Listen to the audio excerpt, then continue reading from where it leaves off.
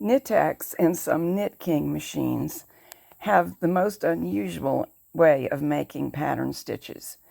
These little wheels just pop onto the underside of the carriage. The basics of this process are explained quite well beginning on page 29 of the main AM3 manual. There are 50 more patterns often in what are called Musterkarten, which translates to sample cards. I've experimented enough that I think I understand how to read the instructions properly. It's not all that obvious, so I'm going to share that with you in this video. Let's zoom in and have a look. Item A is telling you which of the pattern wheels to choose. B is showing the correct position for the side lever. In this case, it should be towards us. Column C is only used when there's multicolor knitting, and it tells you which color to use on which row. To make the pattern shown in the sample, we'll alternate between two colors designated by 1 and 2 in column C. We are seeing 3 rows of the chart for color 1 and 3 for color 2, but looking at the right-hand H column, you can see that actually 4 trips across the bed are included. Left and right arrows are passes with the carriage, or rows knitted. D indicates where the cam control buttons should be positioned, and this one can fool you. Left and right buttons are obviously pictured, but looking at those downward arrows, I might have thought that the buttons should be towards me as I knit, and the reverse seems to be true. While I haven't been able to confirm that with any written instructions from Knittax, that's what makes my carriage function correctly. E designates the correct positions of the left and right needle retractor buttons. Upwards arrow indicates that they should not be engaged. They're sitting up. And usually, these buttons may be changed frequently during the course of the knitting. You can see we should engage the left one here and shortly release it again.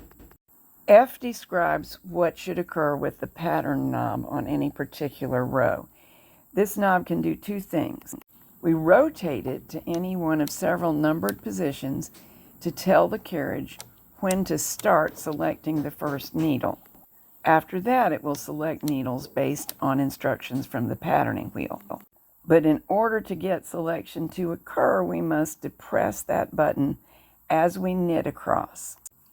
The needles will select, and then they'll stay put until we do something else, normally using the needle retractors.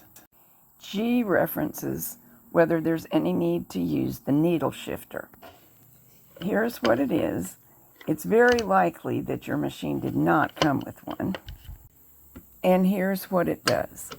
It's really a surprisingly easy little thing to bring needles into normal working position. I have not actually done any pattern knitting that used this yet, so when I do, you'll be the first to know. Amazing variation can be achieved in the looks of a design by changing which needle is selected first. So let's try an example of that. We'll try card 49 using wheel A. This card alternates between 3 and 6 on the selector wheel. We're starting on 3.